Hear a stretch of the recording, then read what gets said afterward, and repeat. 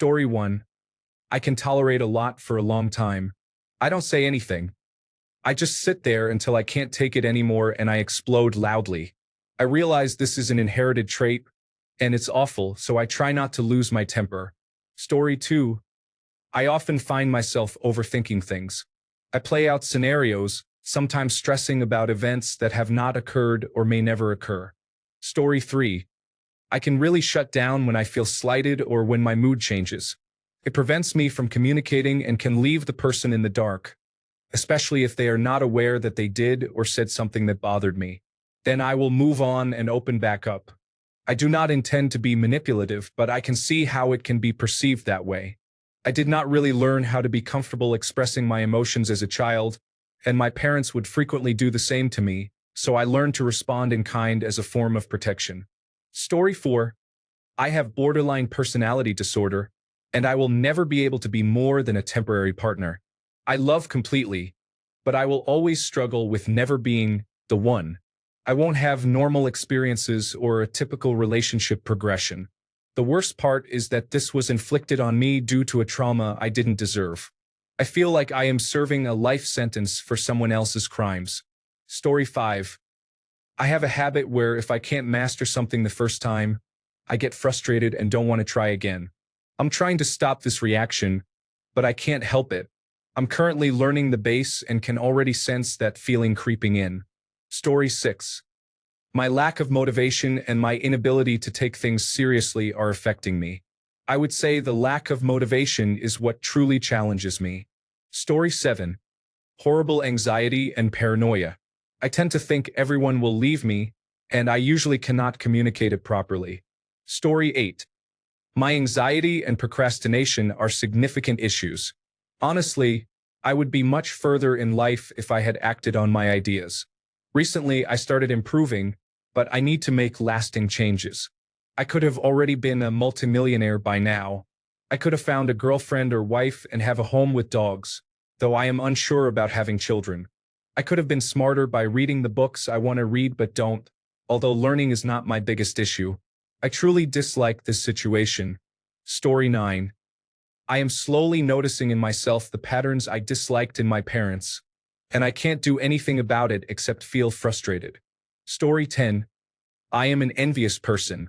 I will praise you and compliment you on your achievements, while also listening to and supporting you. Story 11. I am self-aware and still figuring it out. I can talk extensively about how my life is challenging and provide a step-by-step plan for improvement, but I do not take action. I am probably exhausting to be around. Story 12. I am passionate about many things and struggle to hold my tongue, which, combined with a short temper, has led to several friends leaving. Story 13. I try hard to care about others and do nice things, but sometimes I wonder if it's just because I've been told to do so. At times, I feel disconnected, as if I am only pretending to care. Story 14. Poor social skills. Throughout my life, I have usually had a guide, such as my brother or now my wife, but I have never learned anything from these guides. Story 15. I grew up in the Jehovah's Witnesses community and left as soon as I could. It was ingrained in me from birth that I was part of the enlightened crowd and everyone else was a poor, ignorant heathen. This subtly instilled a superiority complex in me that I have had to fight my entire life. Story 16. I am very self-focused. I tend to talk excessively. I sometimes lie. I feel anxious about engaging in social situations. I often forget to write thank you cards. I can be critical of others. Story 17. Narcissistic. Everything has to be about my feelings, my struggles, and my problems. I am working on it now. I thank my ex for leaving me because I honestly would not have reflected on it had he stayed. Story 18. I always smell. I shower every day, apply antiperspirant, and wear newly washed clothes almost every day. I still smell. The worst part is that I cannot smell myself at all, but I am often told by family and close friends that I smell. Story 19. I hate lying. I am good at lying because I am afraid of letting others down or upsetting them. I literally disgust myself for the lies I have told in the past, and it took a lot of therapy to help me understand why I did it. Story 20. I have an extremely stressful family life, and it makes me dreadful to be around. Not because I lash out or anything, I'm just profoundly tired of it. Story 21. My ability to procrastinate affects everything. Even when I'm watching a new television show and want to find out what happens in the next episode, I will delay watching it, even if I have nothing else to do before it starts playing. Story 22. I can be somewhat selfish and I work hard to improve. My wife is very selfless, and this often makes me feel inadequate. However, she understands my efforts, which helps me. Story 23. I have known adversity and struggle in life, but I have overcome it all to become successful. I cannot understand or sympathize with people who are healthy, able, and have never experienced adversity. I find it difficult to relate in any context. For these reasons, I can be overly judgmental. I'm working on it. Story 24. I let my anxieties impact my relationships by bringing them up and then making myself feel more anxious, which ultimately makes the situation worse. Story 25. I do not care much about other people. It drains me to hear about their problems just for the sake of listening or comforting them. Story 26. My inability to control my tone when making a reasonable point is often misinterpreted. Passion is frequently confused with anger. I wish people would focus on content over delivery. Story 27.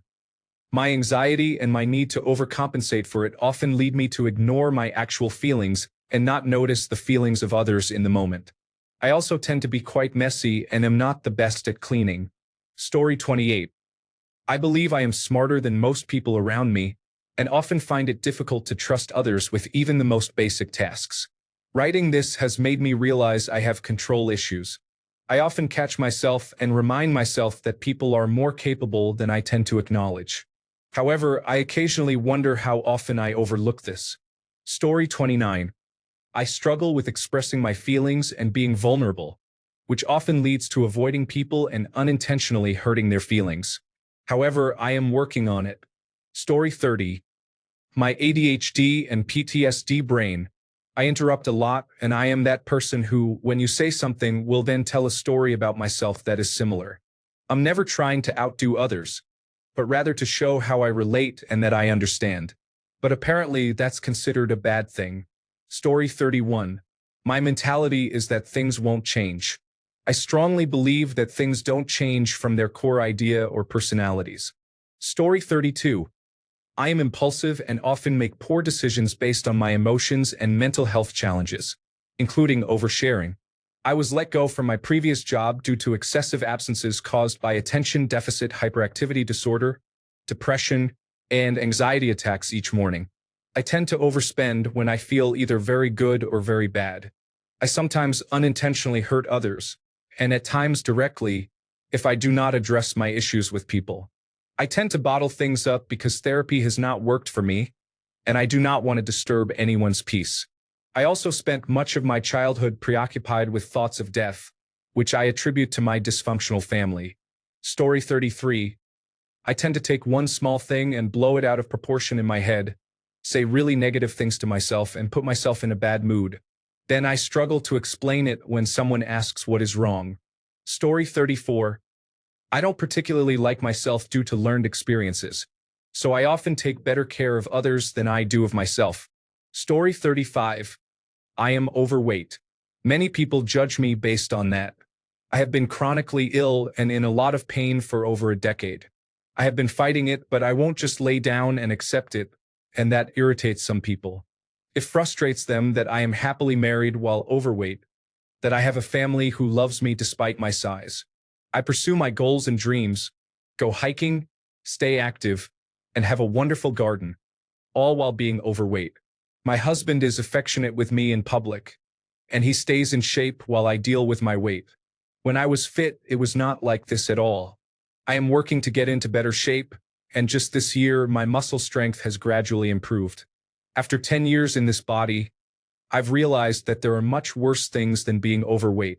Story 36. I micromanage. I make plans in my head, do not communicate them to anyone, and then become extremely stressed when the plan is not followed. For certain tasks, I also need them to be executed in a specific way, and I become stressed if that is not adhered to. When I am stressed, I can be snappy. Not always, but it definitely occurs, and when it does, it usually affects the wrong people. I can also be quite stubborn. It is not easy for me to hold a grudge, but once I do, it tends to linger. Story 37. I often feel mentally unclear, as my brain doesn't function properly at times. Someone mentioned that COVID-19 can cause cognitive issues, so I've been attributing my difficulties to that. I struggle to retain information as I used to. Additionally, I have a tendency to seek approval from others, even when it leads to unfavorable outcomes. Story 38. I want to be left alone completely while also wanting some company half of the time. Story 39. I rarely meet anyone similar to me. I have always been a standout in my family, schools, social life, and work. Story 40. I trip over my words, say things I don't mean, say the wrong things, and misunderstand people often. It's partly due to an audio processing disorder and partly because I do not care enough to listen. My communication skills are admittedly quite poor. Story 41. Acting on impulse has been a challenge for me. I have worked hard to control this behavior and I am getting better. It is unfortunate that it has taken most of my life to improve. Story 42. I am very focused on myself, which can lead me to be selfish and uncaring towards others when I do not really mean to be. Story 43. I am an addict and alcoholic in recovery. My default behavior still tends to resemble that of an alcoholic. I have to intentionally act in opposition to my instincts in order to avoid upsetting those around me. Story 44. I am brutally honest and cannot take things seriously. I either turn it into a joke or, if it's very bad and no jokes are made, I just stay silent and don't know what to say. I am not good at comforting others. Story 45. I am highly adaptable in the worst situations. While this may seem like a positive quality, I have become desensitized to what should affect a normal human being. Story 46. I don't fight for myself. I can fight for my friends, my family, and the stranger down the street. But for myself? No. Story 47. My anger issues takes a lot to set me off, but I feel like a character in a game, and someone else is holding the controller. I was sent to anger management classes as a kid, and I ended up stabbing my instructor in the knee with his pen. I wound up in juvenile detention. I have mellowed out quite a bit over the years, but I hate how I can just snap when something really irritates me. I've even cursed out coworkers, though thankfully, I have yet to attack any of them, and I sometimes completely forget about it because when I get like that, I black out and don't remember anything that happened. Story 48. When I am overwhelmed, I tend to rely on self-destructive tendencies, such as drinking or self-harm, and completely avoid whatever is causing me stress.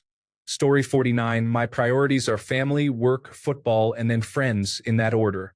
I apologize if you believe you deserve a higher place in my priorities, but discussing it with me will not change anything.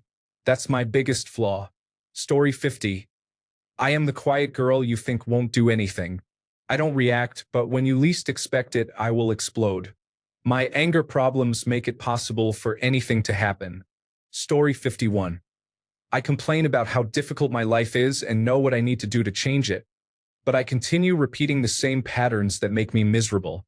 Story 52. I had to make a difficult choice. I struggle to say no to things, which turns me into a workaholic.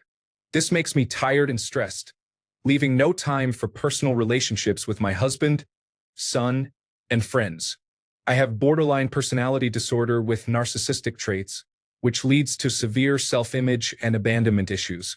I often feel I am always right and need to have the last word. Alternatively, it may stem from my ongoing suicidal thoughts. Story 53. I am actually not very good at taking care of my teeth. 99% of the time, I just brush with water.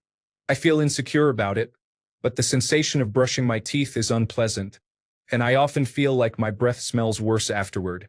It seems like brushing somehow releases the smell instead of eliminating it. It's a terrible chore that makes me feel bad. Story 54. If I'm upset, I am not kind to everyone. Not literally, but people can tell I'm upset. I can't hide it, which feels bad to me because they don't deserve to be treated this way. Story 55. My temper comes to mind, especially if I don't express my feelings for a while and keep things bottled up. Then I might snap over something trivial and drive 200 miles just to escape. Story 56. Most of my friends would describe me as relaxed, easygoing, and kind. However, most of them do not know that I can become very mean and irritable when I am angry. This almost never happens, but when it does, it is quite intense. I have done a good job of managing it and preventing it in a healthier way now. Story 57. I always have to check on everyone else first and make sure they are okay before I can even think about myself. I am definitely guilty of that whole setting yourself on fire to keep others warm concept. Story 58. Disorganized attachment involves being fearful and mistrustful of comfort and stability. It requires a certain degree of emotional support but often lacks the understanding of how to support the needs of others in return. Working on it. Story 59. I am honest. Sometimes it's blunt, but always honest. Many people prefer to be told little lies and nice bedtime stories. Story 60. I have auditory processing issues, so I often don't take in much of what anyone says to me. However, I can talk endlessly. Story 61. Indecisive. Then I ask someone to make a decision for me and get annoyed when they make the choice I didn't want. Story 62. I assume the worst possible scenario about almost everything.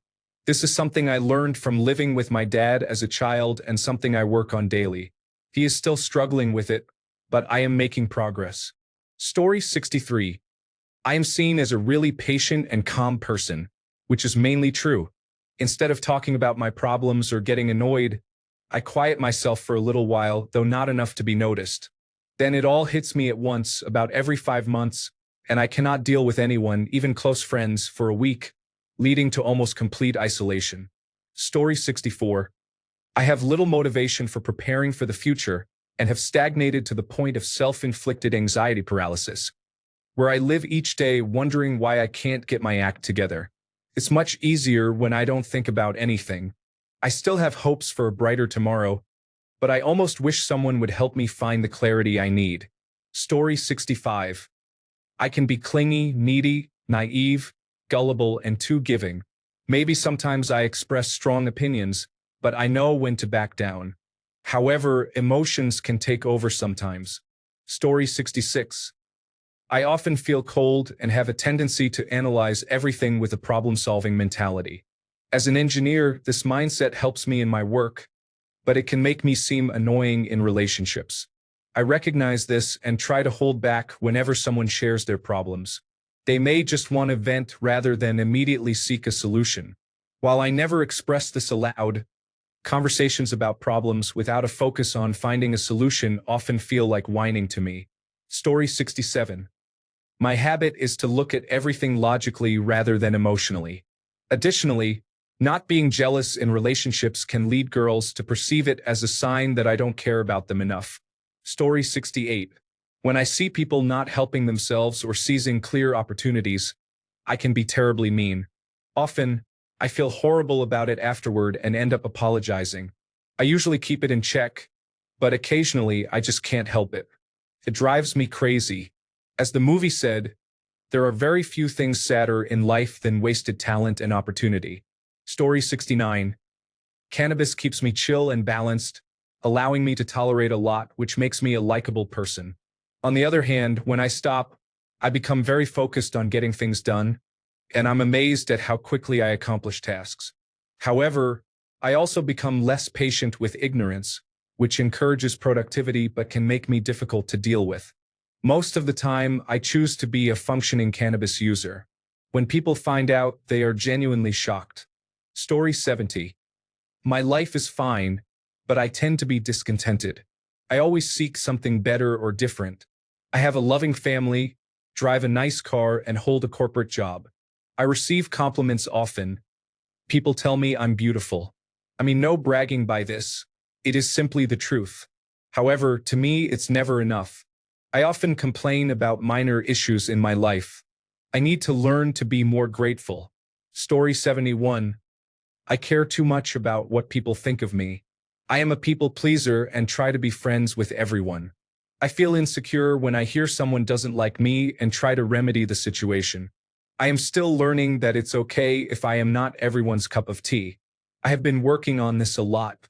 It has improved, especially with age, but I am not quite there yet. Story 72. I think I know everything. I don't really believe that, but I choose to share my opinions on topics I have researched obsessively so that people perceive me as a know-it-all, and I agree at times. Story 73. I hold people to high standards, but they are not unreasonable. I believe that if you genuinely want to be in my life, you will rise to the occasion. If you cannot or do not, we cannot have a true relationship. Love requires effort. I am giving my all, communicating, and trying to meet the needs of the relationship. I expect the same in return. Story 74. People see me as a very active person who seems funny all the time, but actually, I don't want to live anymore since early on. I just try to keep myself up. Every morning, I wish I were dead. I think there are many people like me. If you see a person too hyper, there must be something wrong inside. They are just trying to avoid doing something harmful. Story 75. Correcting people who say anything that is remotely false makes me seem like a know-it-all who always has to be right.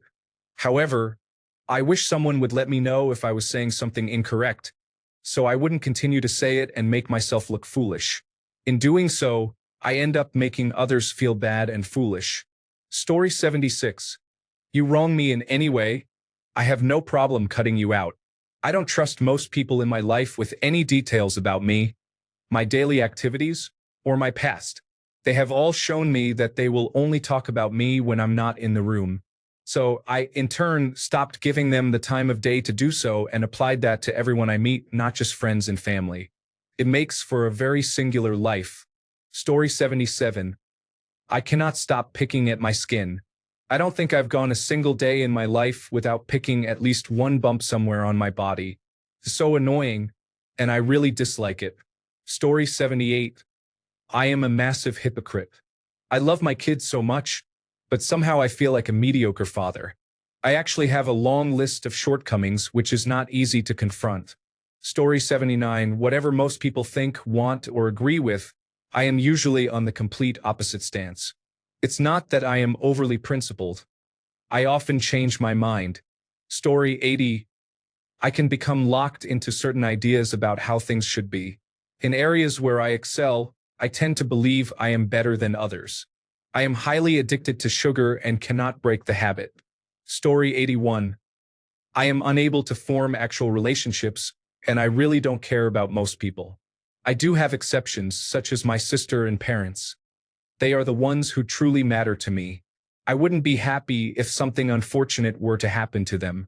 As for the others who are supposed to be close to me, like extended family members and so-called best friends, they do not matter. I wouldn't care if something terrible happened to them. I'm not trying to sound harsh. It's simply that I don't feel anything towards them. No matter how hard I try, I just can't connect, and it feels frustrating. Story 82. I am a nice and kind person, and I can tolerate a lot until I reach my limit.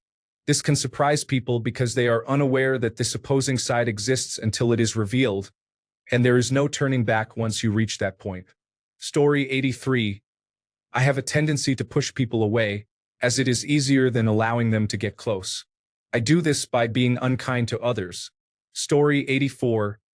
I feel a deep sense of self-despair. I struggle with self-hatred, not in the typical way of feeling unloved, but in a way that is indifferent to the feelings of others. While I do not see this as entirely negative, it has affected those around me.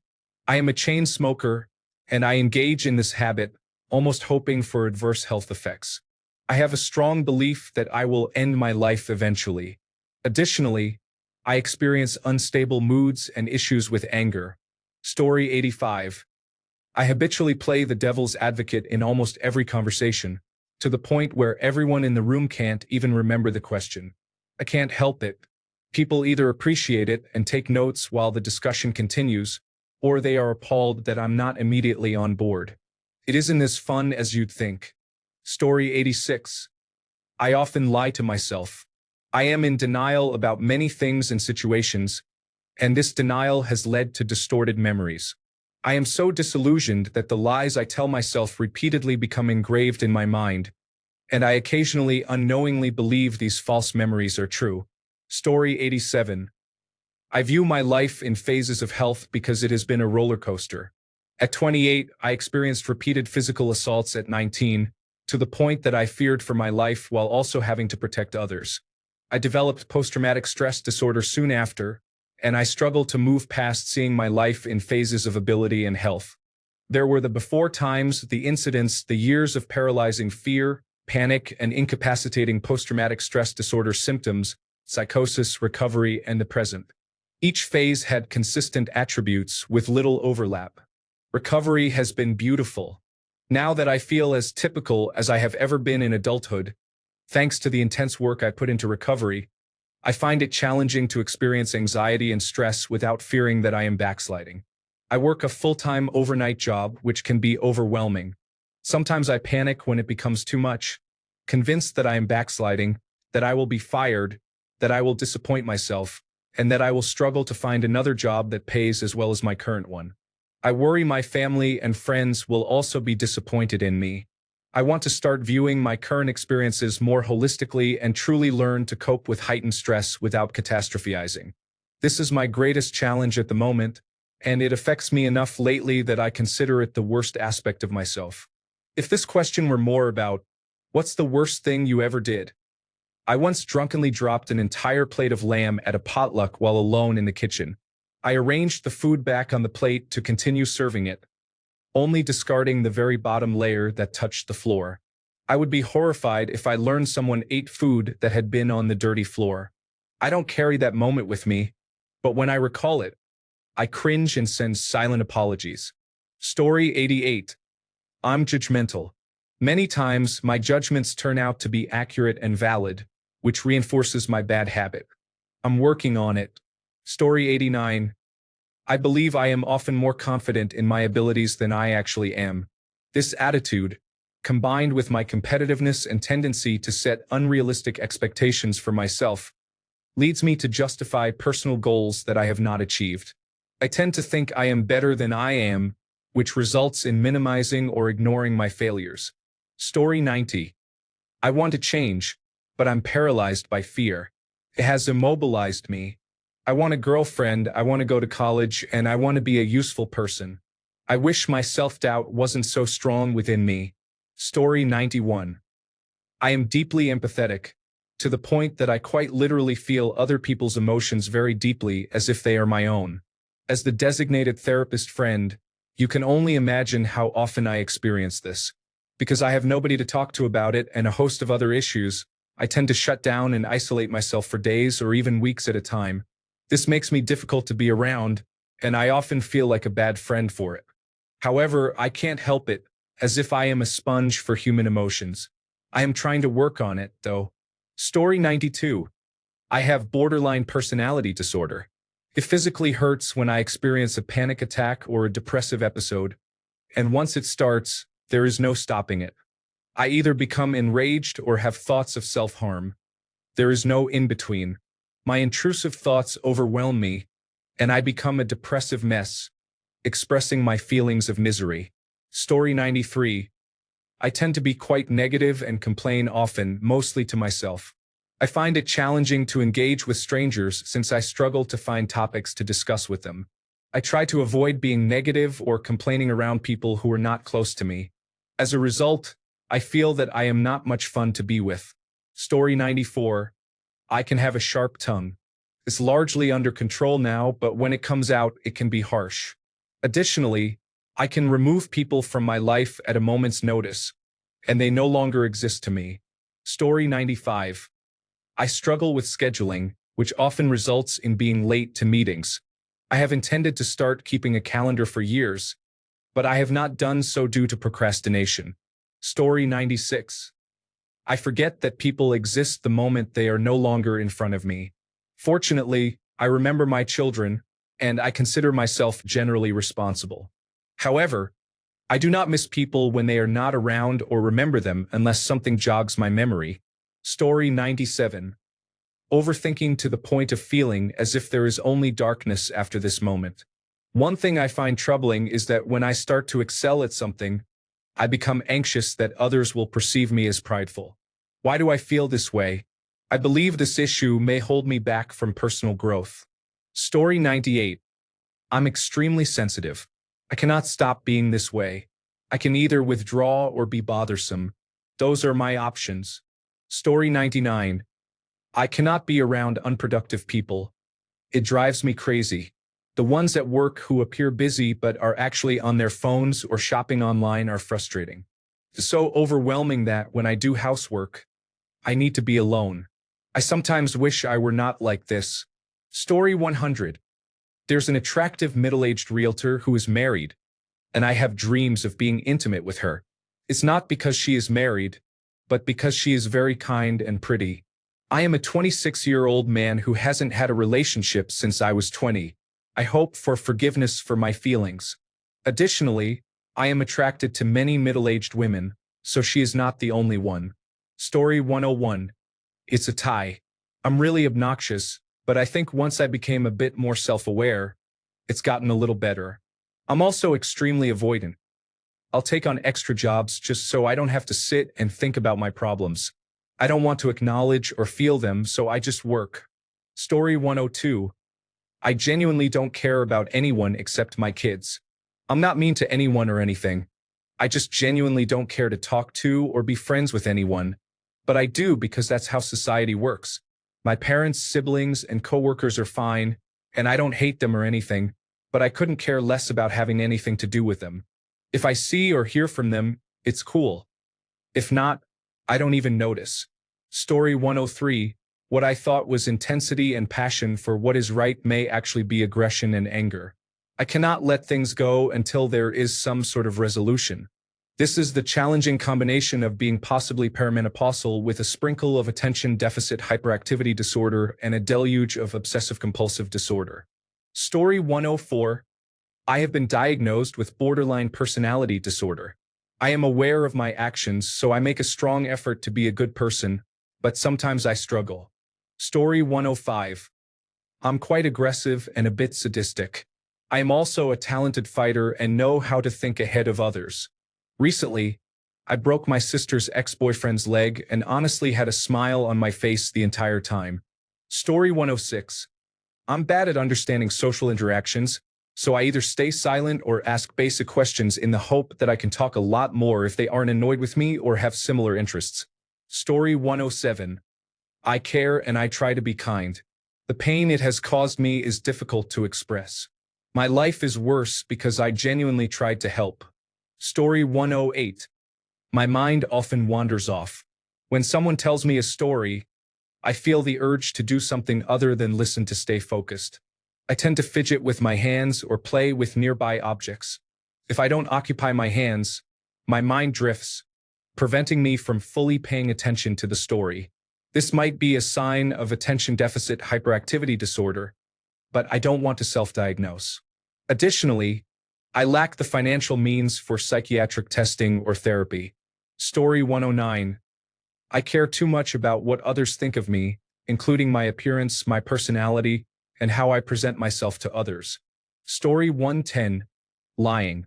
I used to do it a lot as a kid, and sometimes I don't even notice it anymore when I say whatever is convenient. I also tend to make up stories like, I knew this guy who, or I had this guy in my class. My life isn't even that boring. I don't know why I do it. Story 111. I struggle to let things go, including grudges, lost friendships, and personal matters. This mindset is toxic, but I am improving slightly. Despite this progress, I still find it difficult to release my feelings, which leaves me filled with anger and regret. Story 112. Being passive and lazy, procrastinating, being socially awkward, poor habits such as not meeting deadlines. These are all negative traits I possess. Story 113. Anxiety and depression. The mental health system in the United States is inadequate. I will continue to manage my struggles. Story 114. I am determined and will go to great lengths to prove I am right. Using a flood of facts, articles, or legal information. The worst part is that I won't stop until you agree or leave. I am a retired lawyer, so it was part of my job. Story 115. I can come off as more critical or unkind than I intend to be.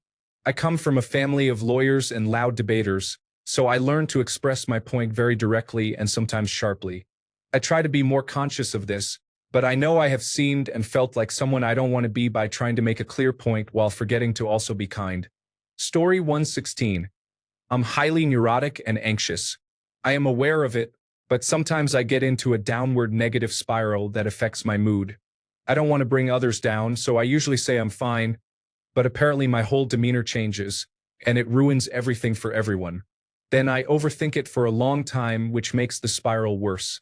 I am on medication for anxiety, but it doesn't seem to help with my neuroticism. Story 117. I cannot verbalize my thoughts well. Having ADHD-related dysnomia does not help, so there are times I cannot understand even simple words or terms, and I confuse myself while trying to correct my sentence structure. Due to this trait, I often shut down from communicating, going silent around others while I feel like everything is incomprehensible for a while. It drives me crazy, and I am sure it sometimes makes others believe I am not okay mentally. Story 118. At first request, I don't want to give someone their way. When I sit and think about it, I convince myself that it's their choice to make. I'm trying to change and be less confrontational, but seeing my family adopt an unhealthy lifestyle is truly mortifying. So I try to suggest healthier options they can choose instead. I told my brother just yesterday after he finished his cake that I can't help him. He should find someone who can. Story 119. I despise sarcasm, consider all boasting to be arrogant, and firmly believe in minding my own business. I believe these are positive qualities, but most people do not share them, which makes connecting with others extremely difficult. Thanks a bunch for sticking around till the end of the video. Remember to subscribe, and until next time, stay awesome and goodbye.